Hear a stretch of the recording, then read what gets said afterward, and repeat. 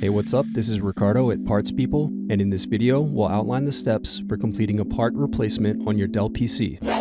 Visit our website and use this coupon for a 5% off discount.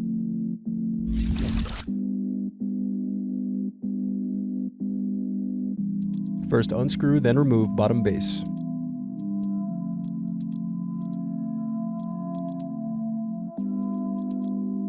Then unscrew and remove battery.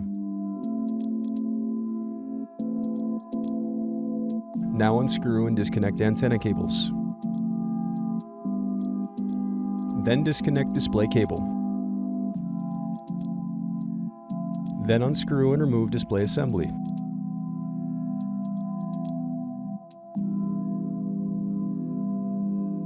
Then use fingers to pry apart and separate display bezel.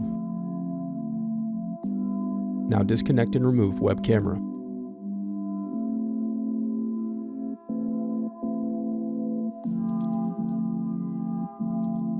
Thanks for watching. Don't forget to like and subscribe if you enjoyed this video.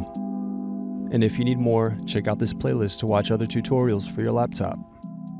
You can also click here to find parts for your laptop at partspeople.com.